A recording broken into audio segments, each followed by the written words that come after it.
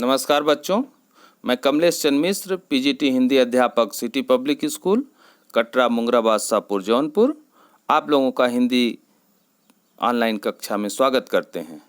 आज मैं आप लोगों को कक्षा 9 हिंदी क्षितिज के काव्य पाठ से रसखान जी का पाठ पढ़ाने जा रहा हूँ।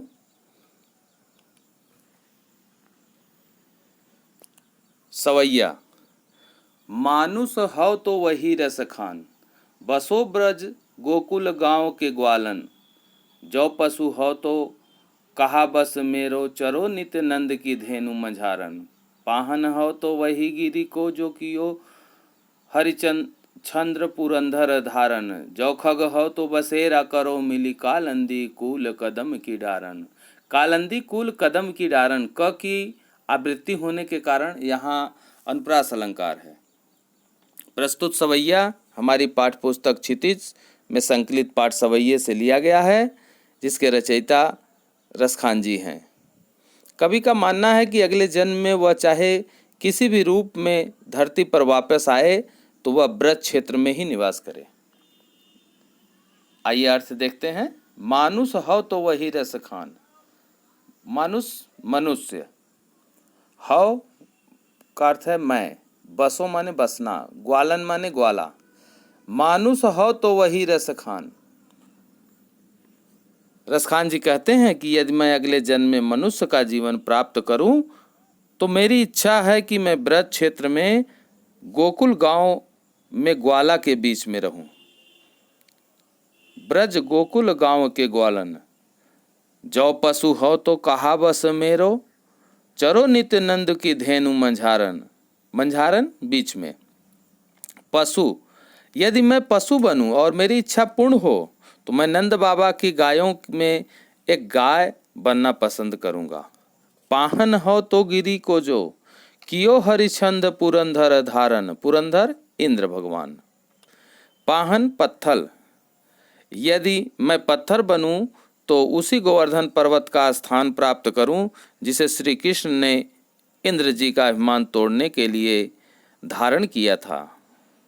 जो खग हो तो बसेरा करो, कालंदी कूल कदम की डारन। कालिंदी यमुना नदी, कूल माने किनारा, कदम की डार कदम का पेड़। और यदि मुझे पक्षी बनाना तो यमुना नदी के किनारे डालियों पर ही मेरा बसेरा करना।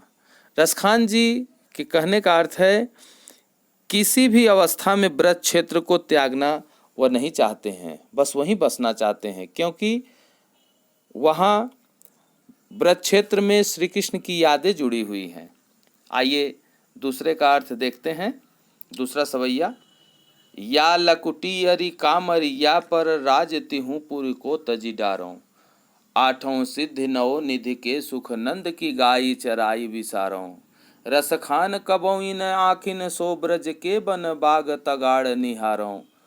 कोटिक एकल धौत के धाम, करील के कुंजन ऊपर वारों।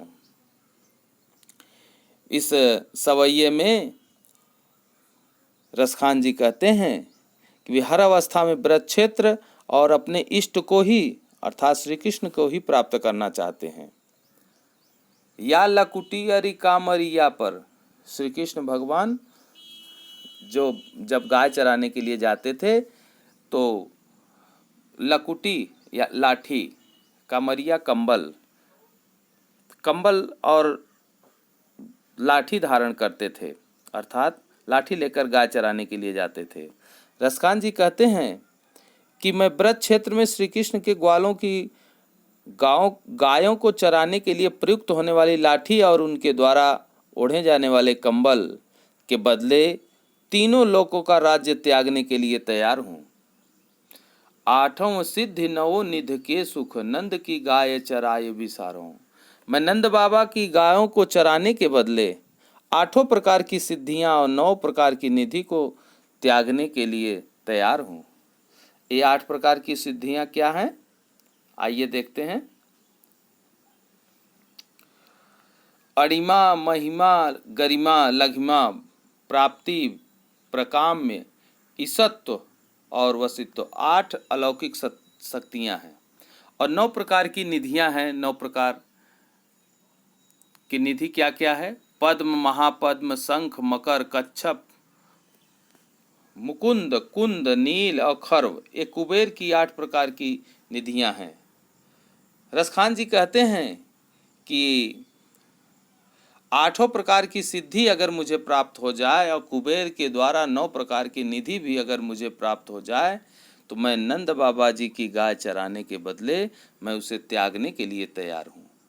रसखान कबो इन आँखिन सो ब्रज के बन बाग तिगाड़ निघारो। आगे तगाड़ माने तालाब। आगे रसखान जी कहते हैं कि मैं ब्रज क्षेत्र के वन, बाग और तालाब को अपनी आंखों से कब निहार पाऊंगा। मैं इनको निहारने के लिए, इनको देखने के लिए मैं सब कुछ त्यागने के लिए तैयार हूँ। कोटिक एकल धौत के धाम, करील के कुंजन ऊपर वारों। आगे कहते हैं रसखान ब्रज क्षेत्र में उगी करील की कटीली झाड़ियों पर को देखने के लिए मैं करोड़ों महल के सुख को त्यागने के लिए तैयार हूँ। इसका भावार्थ यह है, रसखान ब्रज क्षेत्र के लिए जीवन के सभी सुखों को त्याग देना चाहते हैं। उनके लिए परम सुख की प्राप्ति ब्रज क्षेत्र से जुड़ना है, क्योंकि ब्रज क्षेत्र में, ब्रज में श्री कृष्ण की यादें या लीलाएं वहाँ हुई हैं, उनसे जुड़े हुए लोग हैं, उन्हें खुद से देखना चाहते हैं। एक साथ पूरे का अर्थ देखते हैं। रसखान जी कहते हैं कि मैं ब्रज क्षेत्र में श्री कृष्ण के ग्वाला की गायों को चराने के लिए प्रयुक्त होने वाली लाठी और उनके द्वारा ओढ़े जाने वाले कंबल के बदले तीनों लोकों का सुख त्यागने के लिए तैयार हूँ। मैं नंद बाबा की गाय को चराने के बदले 8 सिद्धियाँ, 9 निधि का सुख भी त्यागने के लिए तैयार हूँ। मैं एक बार ब्रज क्षेत्र में बाग, तालाब, वन को अपनी आँखों से निहारने के बदले सारा सुख छोड़ने के लिए तैयार हूँ। यहाँ तक कि ब्रज क्षेत्र में उगी करील की कटीली झाड़ियों को देखने के लिए करोड़ों महल के सुख को भी त्यागने के लिए तैयार हूँ। अगला देखिए, मोर पखा सिर ऊपर राखी हूँ, गुंज की माल गरे पहिरोंगी, ओढ़ी पीतम्बर लय लकुटी बन, गोधन ग्वालन संग फिरोंगी, भाव तो वही मेरो रसखान सो, तेरे कहे सब स्वांग करोंगी, या मुरली मुरलीधर की अधरान धरी अधरान धरोंगी। इस सवैये में एक गोपी दूसरी गोपी से कहती है कि चलो सखी, हम लोग मिलकर एक स्वांग रचते हैं, एक खेल खेलते हैं। गोपी श्री कृष्ण की भक्ति से वशीभूत होकर श्री कृष्ण का स्वांग भरने के लिए तैयार हो जाती है। रसखान जी कहते हैं, श्री कृष्ण के सिर पर रखा हुआ मोर पंख मैं खुद पहन लूंगी, मोर पखा सिर ऊपर राखी हूँ, गुंज की माल गरे पहिरोंगी, और गुंजन की माला मैं गले में पहन लूंगी, मोर का पंखा सिर पर धारण करूंगी और गुंजन की माला मैं गले में पहन लूंगी। ओढ़ पीतम्बर लय लकुटी, मैं पीले वस्त्र को ओढ़कर श्री कृष्ण की तरह लाठी लेकर गायों के पीछे ग्वालों के साथ घूमा करूंगी, गोधन ग्वालन संग फिरोंगी, भाव तो वही मेरो रसखान सो। यही रूप रसखान जी कहते हैं, गोपियां अपनी सखी से कहती हैं, श्री कृष्ण मेरे मन को प्रिय हैं, तुम्हारी कसम मैं उनके लिए हर प्रकार का रूप धर लूंगी, तेरे कहे सब स्वांग करूंगी, या मुरली मुरलीधर की अधरान धरी अधरान धरूंगी। परंतु श्री कृष्ण के ओठों पर लगे रहने वाली इस मुरली को मैं अपने ओठों पर कभी नहीं रखूंगी। यहाँ गोपियों की सौतिया डाह चित्रित हुई है, जो श्री कृष्ण के लिए सब कुछ कर सकती है, पर मुरली को अपना दुश्मन मानते हुए अपने ओठों पर नहीं धारण कर सकती। एक साथ पूरे का अर्थ देखिए, मोर पखा सिर ऊपर राखियो, गुंज की माल गरे पहिरोंगी। गोपियां आपस में हंसी ठिठोली कर रही हैं। एक सखी दूसरे सखी से कह रही है, चलो हम लोग एक खेल खेलते हैं, एक स्वांग रचते हैं, एक नाटक करते हैं। मोर पखा सिर ऊपर राखी हो, मोर का पंखा जैसे श्री कृष्ण भगवान अपने सिर पे धारण करते हैं वैसे मैं भी धारण कर लूँगी और गुंजन की माला गले में पहन लूँगी। पीताम्बर पीला वस्त्र मैं धारण कर लूँगी, हाथ में लाठी लेकर जैसे श्री कृष्ण भगवान ग्वालों के साथ गाय चराने के लिए जाते हैं वैसे मैं जाने के लिए रूप पकड़ लेती हूँ। यही रूप रसखान जी को भी अच्छा लगता है। आपके कहे पर, हे सखी तुम्हारे कहने पर मैं ऐसा करने के लिए तैयार हो जाती हूँ, लेकिन मैं श्री कृष्ण जी जैसे मुरली अपने ओठों पर धारण करते हैं वैसा मुरली मैं नहीं धारण करूँगी। अब अंतिम सवैया है, देखिए। कानन दे अंगुरी रहिबो जब ही मुरली धुनि मंद बजई हैं, मोहनी तानन सोरस खाने अटा चढ़ी गोधन गई हैं त गई हैं। टेरी कहों सिगरे ब्रज गोल लोगन कान को कितनो समझई हैं, मायरी वा मुख की मुस्कान संभाली न जई हैं न जई हैं न जई हैं। प्रस्तुत सवैया हमारी पाठ्य पुस्तक क्षितिज से संकलित है और इसके रचयिता रसखान जी हैं। श्री कृष्ण की बांसुरी की धुन और उनकी मुस्कान का प्रभाव अचूक है। गोपियाँ स्वयं को इनके सामने विवश पाती हैं, वे अपने को संभाल नहीं पाती।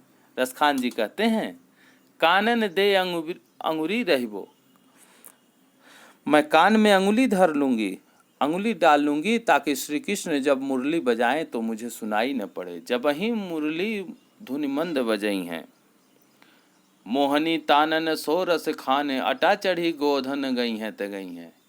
जब श्री कृष्ण भगवान मोहनी तान छेड़ेंगे तब मैं अटा पर चढ़ जाऊंगी, छत पर मैं चढ़ जाऊंगी और चाहे लोग कितना भी बुलाएं मैं नहीं आऊंगी।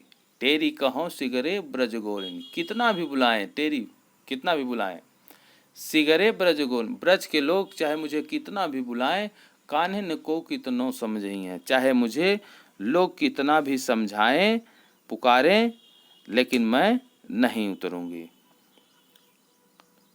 मायरी व मुख की मुस्कान संहारे न जई हैं न जई हैं न जई हैं। हे माँ, उनके मुख की मुस्कान हमसे संभाली नहीं जाती, नहीं संभाली जाती, नहीं संभाली जाती। भाव यह है कि गोपियों को मानो श्री कृष्ण की मधुर मुस्कान पर अपने आप को खो चुकी हैं, उनका हृदय अब उनके बस में नहीं है। एक साथ पूरे का अर्थ देखते हैं। रसखान जी कहते हैं कि श्री कृष्ण जब मंद मंद स्वर में बांसुरी बजाते हैं तो सब गोपियां मधुर तान को स्पष्टता से सुनने के लिए अपने अपने कानों पर अंगुली रख लेती हैं। बांसुरी की मधुर तान को सुनने के लिए वे अपना अपना काम छोड़कर अट्टालिका पर चढ़ जाती हैं। उनकी गौवें जहाँ कहीं जाती हैं तो जाएं, उन्हें गौओं की चिंता नहीं रहती। वे कहती हैं, ब्रज के सभी लोग चाहे पुकार पुकार कर कहें और कल चाहे कोई कितना भी मुझे समझाए, हे माँ, मैं उनके मुख की मुस्कान हमसे संभाली नहीं जाती है। इस प्रकार से ये सवैये का अर्थ समाप्त हुआ। अब इस पर आधारित कुछ प्रश्न हैं, इन प्रश्नों को लिखकर आप व्हाट्सएप कर देंगे, हम प्रश्नों का उत्तर चेक कर लेंगे। बस आज के लिए ही इतना। अब नए पाठ में नए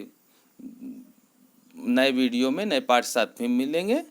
धन्यवाद।